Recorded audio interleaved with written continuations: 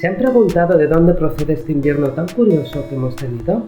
¿O cómo se relacionan los océanos y el ciclo del agua? ¿Saben cómo estudia la Agencia Espacial Europea, la ESA, la evolución del clima para los próximos años? Lo explica Antonio Turiel, investigador del CSIC y autor del célebre blog The Oil Crash. Si quieren saber qué es el sueldo energético y por qué es necesaria la economía circular, no se pierdan esta entrevista. Muy buenos días, estamos con Antonio Turiel, muchas gracias por atender a la televisión de Fundación Aquae. Eres físico, matemático, investigador del CSIC en cuestiones de oceanografía. Además trabajas en un centro de investigación que asesora a la ESA en un proyecto muy concreto que está relacionado con el ciclo del agua. Y finalmente tienes un blog de divulgación científica relacionado con qué está pasando con el petróleo, que es bastante leído por otro lado. Hablaremos un poquito de todo esto. Si te parece, empezamos con el proyecto que tienes o que tenéis, donde asesoráis a la ESA. ¿Cómo se relacionan los océanos con el ciclo del agua? Bueno, el océano es una componente muy importante del ciclo global del agua. Se tiene que pensar que aproximadamente el 80% de la evaporación y de la precipitación tiene lugar sobre el océano.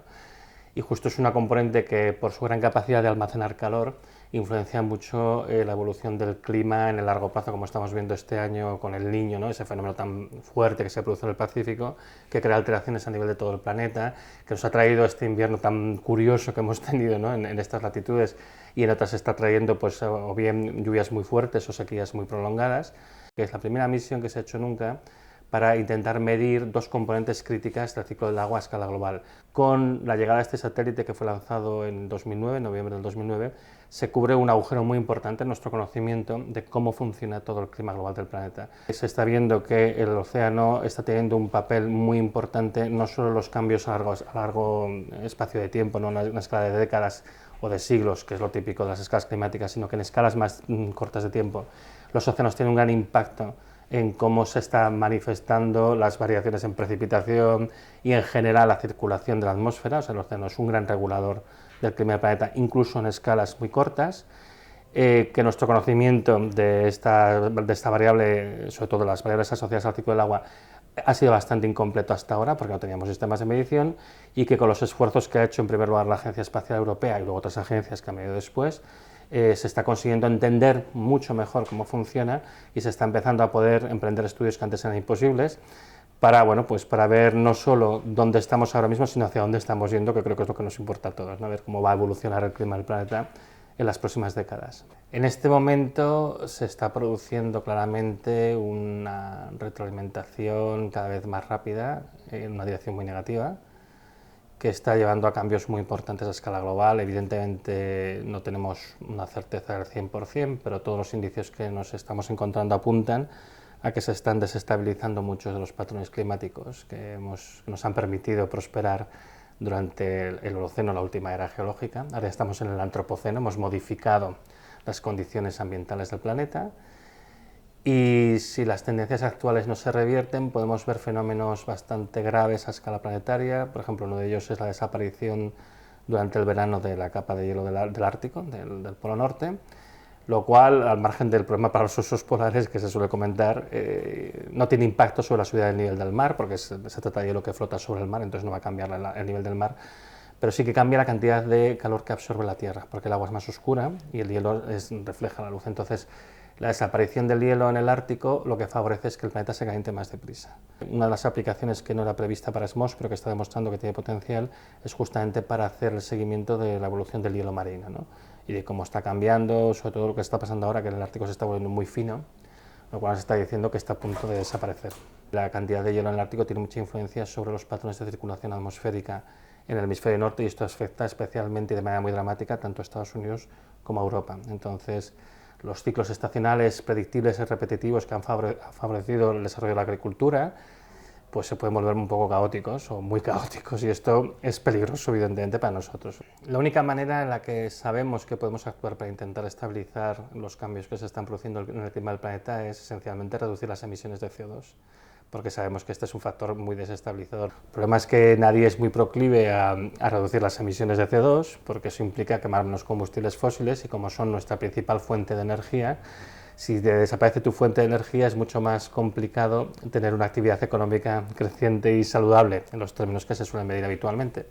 Entonces todo el mundo es muy reacio a disminuir de una manera real y práctica sus emisiones de CO2 porque en el fondo quiere decir disminuir su consumo de energía, que en el fondo quiere decir disminuir el tamaño de su economía.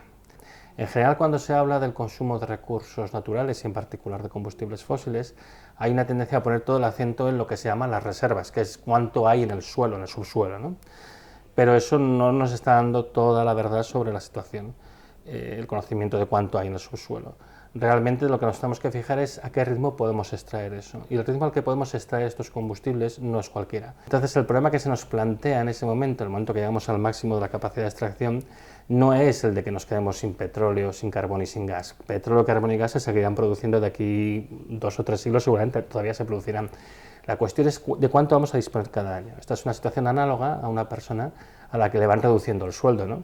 Si tú cobras 2.000 euros al mes y dices, bueno, pues yo estoy bien, pero si el año que viene te lo bajan a 1.800, pues ya te empieza a molestar un poco, luego 1.600, 1.400, pues esta es nuestra situación.